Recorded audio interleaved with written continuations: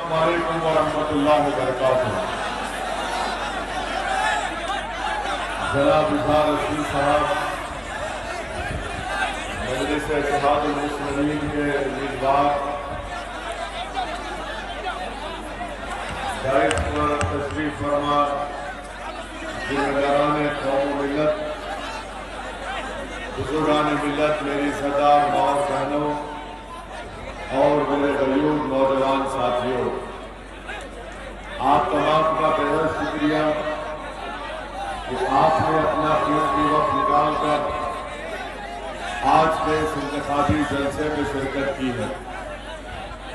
मैं आपसे ये गुजारिश करने आया हूँ कि 7 नवंबर के दिन आप अपना एक वोट मजलिस इत्तेहादुल मुस्लिमीन के उम्मीदवार मोहतरम जनाब इज़हार रशीद साहब के हक में इस्तेमाल करके उनको कोचा दामन का आपका नया विधायक और एमएलए मुंतखब करिए। और हम आपसे ये भी गुजारिश करने आए हैं और साथ में हमारी माँ और बहनों को, हमारे बुजुर्गों को याद दिलाने भी आया हूँ कि 5 साल पहले जब हम आए थे, हमने मजलिस का सियासी सफर का आगाज रियासत बिहार में सीमांचल की सरजमीन से शुरू किया था। हमने हमेशा इस बात को कहा, आज भी दोहरा रहा हूं कि हम उस वक्त तक चैन से नहीं बैठेंगे जब तक के सीमांचल से इंसाफ नहीं होगा। हमारी राय सीमांचल के जमीन पर बसने वाले इंसानों के इंसाफ की लड़ाई है।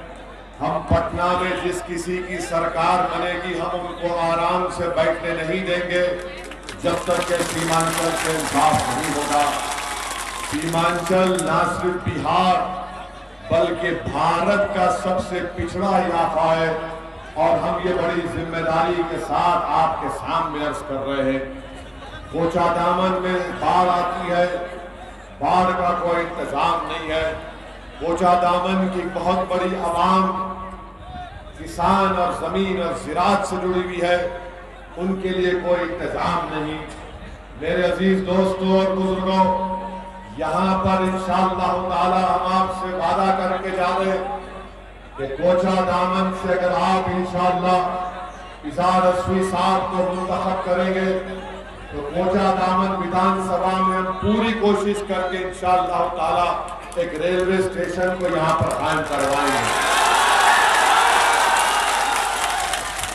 और हम आपको ये भी याद दिलाना चाहते हैं कि 5 साल पहले जब मैं यहाँ पर आकर कोचा दामन की विधानसभा में तकरीर कर रहा था तो सबने हमसे मिलकर कहा था कि ओवैसी साहब, अभी गठबंधन को कामयाब करना है क्योंकि बीजेपी को रोकना है।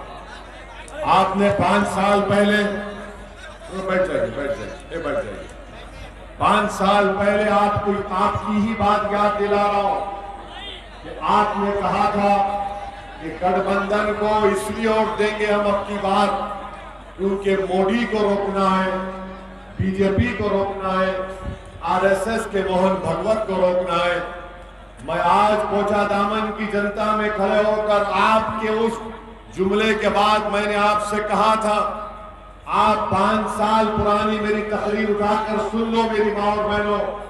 मैंने आपसे कहा था कि वोट डालना आपका अख्तियार है, मगर हमारी बात को याद रखा जाए कि नीतीश कुमार दोबारा बीजेपी में चले जाएंगे अगर आप कोचा दामन से यहाँ से जेडीयू के उम्मीदवार को देंगे तो आपका वोट जाय होगा। और वक्त ने बतला दिया कि नीतीश कुमार ने कोचा दामन की जनता के साथ, राजद ने, कांग्रेस ने कोचा दामन की जनता के साथ उनके जज्बात का मजाक उड़ाकर, उनको धोखा देकर, उनको झूठ बोलकर वोट हासिल किया। और आज नीतीश कुमार नरेंद्र मोदी के गोद में बैठकर दूध पी रहे, तो इसका जिम्मेदार नीतीश कुमार भी है, राजद भी है और कांग्रेस भी है। धोखा देकर वोट लिया था, झूठ बोलकर वोट लिया था, इसलिए हमको इल्जाम लगाते हम पर कि हम वोट कटवाएं। अरे हम वोट कटवा नहीं है, हम दिल को मिलाना चाहते हैं और दिलों को मिलाकर रखेंगे इंशाअल्लाह ताला। हाँ, अगर कोई आपका वोट का चोरी किया, अगर कोई आपका वोट का चोरी किया तो वो नीतीश कुमार है, राजद है और कांग्रेस है, जिसने आपका वोट को चोरी करके दोबारा बीजेपी को सत्ता और इख्तिदार पर लाकर बिठा दिया। मेरे अजीज दोस्तों और बुजुर्गों, कोचा दामन की गयूर जनता, आप मेरी बात से मुत्तफिक होंगे कि नीतीश कुमार को आपने 15 साल बिहार का मुख्यमंत्री बनाया और 15 साल आपने राजद को बनाया। राजद के परिवार से दो लोगों को आपने मुख्यमंत्री बनाया, मगर कभी कोचा दामन या सीमांचल से इंसाफ राजद ने नहीं किया। नीतीश कुमार को आपने 15 साल मुख्यमंत्री बनाया तो बिहार के गरीबों को, कोचा दामन के गरीबों को क्या मिला? आज कोचा दामन के गरीब जनता को अगर शौचालय बनाना है तो 2000 की रिश्वत देना पड़ता है। अगर प्रधानमंत्री आवास में घर को हासिल करना है तो 20,000 की रिश्वत गरीब को देना पड़ता है। अगर जमीन का रजिस्ट्रेशन कराना है तो रिश्वत देना पड़ता है। अगर बच्चों का बर्थ सर्टिफिकेट निकालना है तो रिश्वत देना पड़ता है। राशन दे लेना है, रिश्वत देना पड़ता है। आज हम आपसे वादा कर रहे हैं कि इज़हार हश्मी साहब को कामयाब करिए, हम कोचा दामन के गरीबों का हक दिलाकर रहेंगे और ये रिश्वतखोरी का खात्मा करेंगे। आज आप देखते हैं कि यहां पर अलीगढ़ मुस्लिम यूनिवर्सिटी का कैंपस बनाया गया। नीतीश कुमार ने उस जमीन पर कोर्ट ने स्टे लगा दिया, नीतीश कुमार ने कोर्ट का स्टे नहीं हटाया। अलीगढ़ मुस्लिम यूनिवर्सिटी का एक मामूली सा कैंपस है, वहां पर MBA और BEd की कोचिंग कोर्सेस हैं। BEd के कोर्स पर नरेंद्र मोदी की सरकार ने पाबंदी लगा दी। नीतीश कुमार कुछ नहीं कर सकते। मेरे अजीज दोस्तों और बुजुर्गों, आज राजद आपके पास है। राजद कहती है कि अगर हमको सत्ता मिलेगी बिहार में तो हम 10 लाख नौकरियां देंगे, और दिल्ली से नरेंद्र मोदी बिहार को आए तो उन्होंने कहा कि तुम 10 लाख दोगे तो मैं 19 लाख दूंगा। ये कोई मजाक है, कोई अलादीन का चिराग है कि खसने से नौकरी निकलना शुरू हो जाता? 10 लाख और 19 लाख। किशनगंज में, कोचा दामन में रोड नहीं बनाते, आप नौकरी देंगे। अस्पताल नहीं बनाते, नौकरी देंगे। स्कूल में टीचर का इंतजाम नहीं है, नौकरी देंगे। बच्चे और बच्चियों के लिए कॉलेज का इंतजाम नहीं करते, आप नौकरियों का वादा करते हैं। बाढ़ आती है, जमीन कट जाती है, बाढ़ आती है, खेत बर्बाद, फसल बर्बाद हो जाती है, मगर ये बात आपके वोट हासिल करने के लिए राजद ने और बीजेपी ने एक नया सोचा छोड़ा है।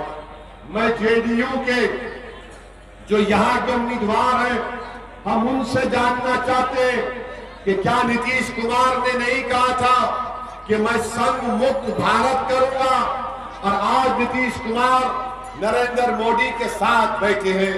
हम JDU के कैंडिडेट से जनाब मुजाहिद साहब से पूछना चाहता हूं, बताओ कि जब पार्लियामेंट में जो नरेंद्र मोदी के साथ आज आप वोट मांगने आ रहे हैं कोचा दामन की सरजमीन को, यही नरेंद्र मोदी की सरकार ने पूरे भारत में CAA का कानून लेकर आए, वो CAA NPR NRC का बिल लेकर आए, तो पार्लियामेंट में क्या JDU ने उस बिल की मुखालिफत की थी?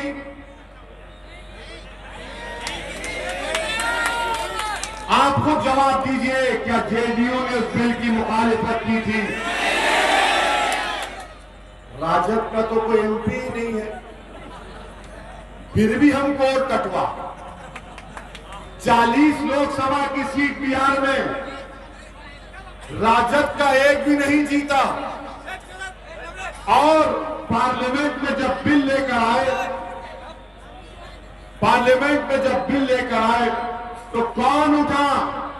पूछो ये कांग्रेसियों से किसने भारत की पार्लियामेंट में 540 की ऐवान में अगर किसी ने उठकर नरेंद्र मोदी की सरकार के सामने बेबाक तरीके से खुलकर सच्चाई को बयान किया और कहा कि CAA का कानून भारत के संविधान और आईन के खिलाफ है, ये मजहब के नाम पर मुसलमानों से नाइंसाफी करता है, और हमने नरेंद्र मोदी की सरकार के सामने बता दिया कि जिस तरह महात्मा गांधी ने जनूबी अफ्रीका में सफेद फाम हुकूमत के कानून को फाड़ा था, हमने नरेंद्र मोदी से कहा इस कानून को हम भी फाड़ते हैं तुम्हारे साथ। बताओ JDU के कैंडिडेट, तुम आज कोचा दामन की जनता से वोट मांगने आ रहे हो, तुम्हारा मौक़िफ़ क्या है CAA NPR NRC पर? याद रखो कोचा दामन की जनता, याद रखो सीमांचल की मेरी गयूर आवाम, मेरी माँ और बहनों, सुनो इस दीवाने की बात को। CAA NPR NRC आइंदा साल से बीजेपी लागू करने वाली है। क्या हुआ आसाम में?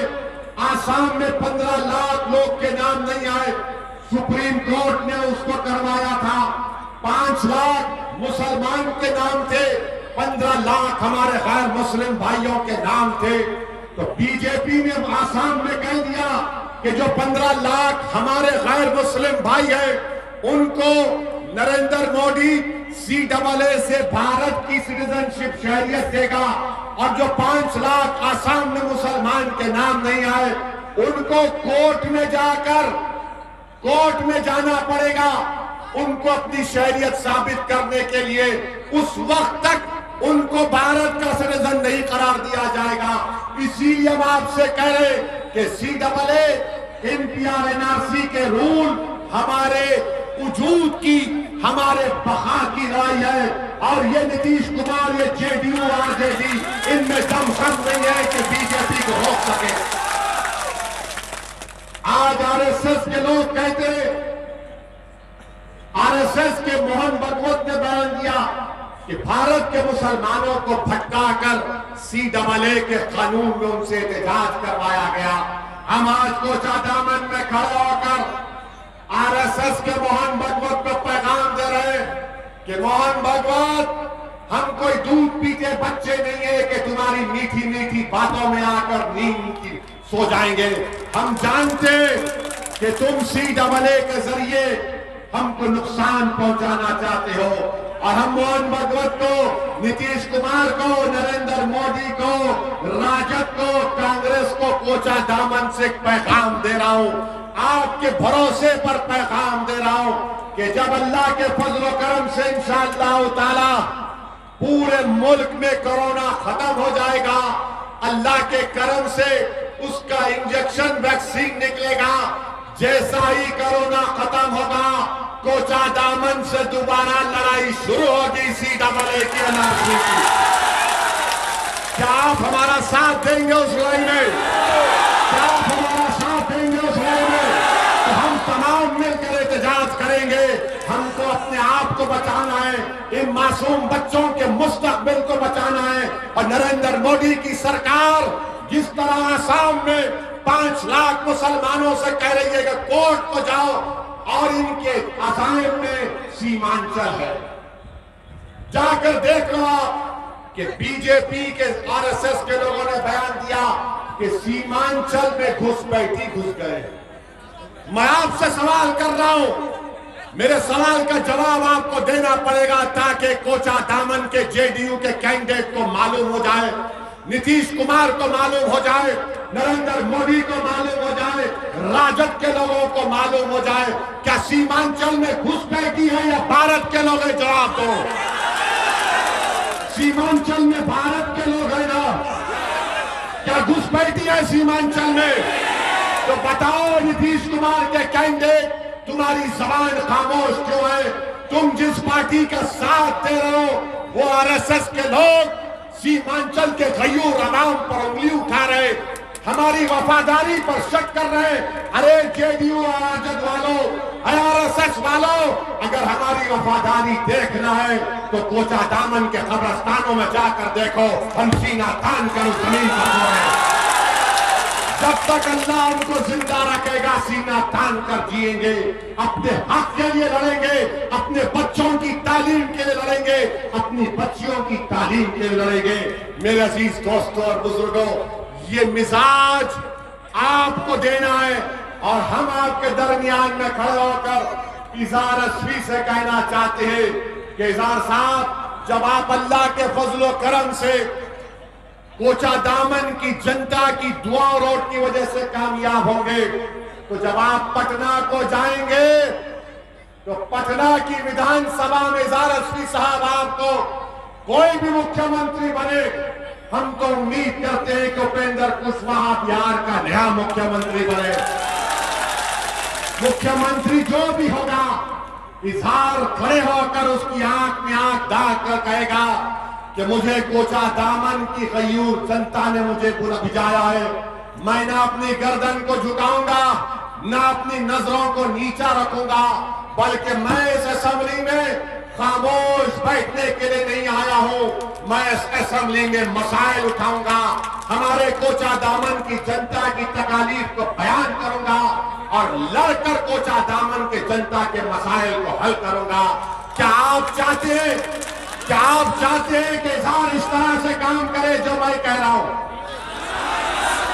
तो इज़हार अस्वी साहब हाथ उठाकर जनता को आप तय खून दे दीजिए कि आप लड़ेंगे कोचा दामन की गरीब जनता के लिए।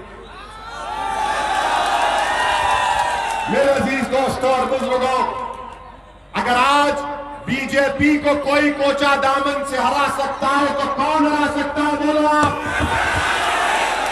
कोचा दामन से अगर कोई बीजेपी जेडीयू को हरा सकता है, आरएसएस को हरा सकता है, तो कौन हरा सकता है? तो आप समझ गए ना कि राजद क्या काम कर रहा है? राजद कैंची का काम कर रहा है, कैंची का काम कर रहा है। कैंची कैंची क्या करती है? कैंची काटती है ना, वही काम कर रहे हैं ताकि आपका इत्तेहाद, आपकी मोहब्बतों में निफाक पैदा किया जाए और यहां से वो मोदी को कामयाब कर रहे हैं। कोचा दामन से कैंडिडेट नरेंद्र मोदी है और एक तरफ इज़हार है, कोई और नहीं है। अगर मोदी को हराना है तो मीन का साथ देना पड़ेगा। कोचा दामन में मुकाबला है तो मोदी का और ओवैसी का है। बताओ तुम किसका साथ दोगे? मेरी और बहनों, हाथ उठाकर जवाब दो, क्या तुम मेरा साथ दोगे, तुम्हारे बेटे का, तुम्हारे भाई का, या फिर तुम उन लोगों का साथ दोगे जो हमारी बका के दुश्मन है, हमारे वजूद के दुश्मन है, हमारी तहजीब के दुश्मन है? तो मेरे अजीज दोस्तों और बुजुर्गों, 7 नवंबर के दिन आपको अपना एक वोट अपने घर से निकलिए और पतन छाप पर बटन दबाकर कोचा दामन में एक नई तारीख बनाइए। और जितने वादे हम कर रहे हैं, इंशाअल्लाह ताला कामयाबी के बाद हम खुद आएंगे किशनगंज को, कम से कम साल में 2-3 मरतबा आएंगे। आकर इनका हाथ पकड़कर बोलेंगे, बताइए जनाब, कोचा दामन में क्या काम कुछ कर रहे हैं या नहीं कर रहे? आपसे हम वादा कर रहे हैं, आप जब 7 नवंबर को जाएंगे तो पतन छाप की जगह पर आप हमको याद करिए, इस गुनाहगार को याद करिए, अपने इत्तेहाद के लिए, अपनी ताकत के लिए, अपने मुस्तकबिल के लिए पतन छाप पर बटन दबाकर अपने आप को कामयाब करिए। अस्सलाम वालेकुम व रहमतुल्लाहि व बरकातहू।